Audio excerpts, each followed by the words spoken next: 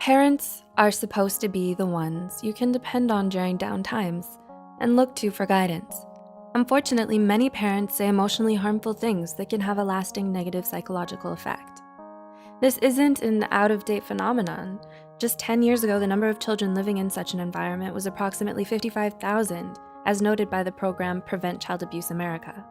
Considering that young people have nothing to compare their treatment with, they often think that this toxic behavior is normal or even expected.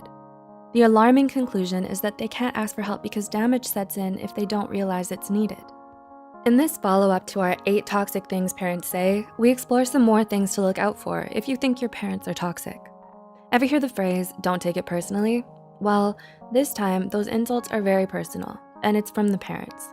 The first video in this series details a few of these personal attacks, yet there are so many more types. Some more of these hurtful and offensive words include: 1. You look terrible. You know that phrase, "a face only a mother could love"? It means that parents should be supportive of your appearance. So when a child is image shamed by them, insecurities skyrocket. The open possibilities of what this statement means explode in the child's mind and could lead to core body issues in the future. 2. You're a freak. Saying this gives the message that they are not only ill-fitting to the world in general, but unacceptably so. It also implies that there's something wrong with who they are as a person, and they have no choice but to be negatively abnormal in some way. 3. You're so immature. If this was the response you received from a parent after requesting something or participating in a discussion with a parent, what's the emotion you read or felt behind that phrase? Is it disgust? Is it ridicule? Is it shame? This implies that the child is wrong or off, like they're undeveloped and inferior. No one has the right to shame you for your likes, dislikes, or non-harmful actions. There are also many instances of parents using words of neglect, which are another form of toxic comments, such as, 4. I'm gonna send you to boarding school. How many times has it been shown in movies or shows where a parent or step-parent says this? Answer: far too many. Sadly, this is the case of art imitating life. Yes, parents do say these things to their actual children. Saying that they're gonna send you away communicates that they don't love you enough to want you around, and they don't wanna guide you or raise you. 5.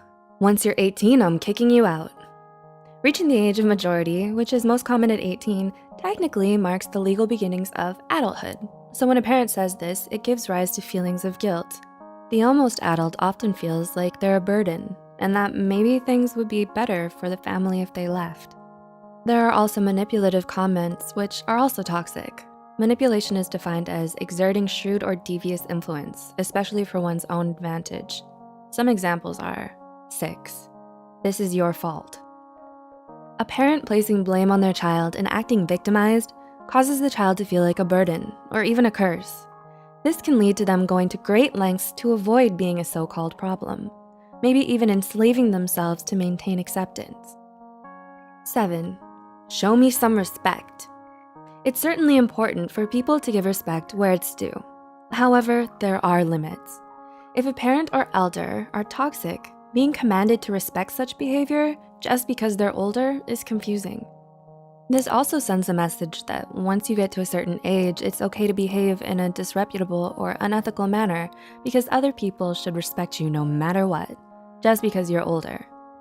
The adult in this case is betting on the youth unquestioningly being respectful without need for a reason, allowing the adult full control. Critical thinking and questioning can help the child out of this if they have proper guidance. Other toxic comments come in the form of controlling words, such as 8. Do what I say or else. This is an outright threat. This dismisses the child's independent needs and desires, leaving them feeling unworthy of anything other than following the parent's whims. This brings us now to criticism, and not the constructive kind. Overly critical statements about skills or abilities are common and detrimental. Statements like, 9. You are terrible at sports. One can substitute the word sports for any hobby or activity taken up by the child. This makes the child self-conscious about their skills, which can turn to anxiety, degrading performance further and eventually even replacing the association of enjoyment of the activity with tension and fear. Which brings us to 10. You're the worst student. Even though many of us tend to be aware that there is always someone better than us, it's quite the downer to hear from our parents the implications that there's no one worse than us.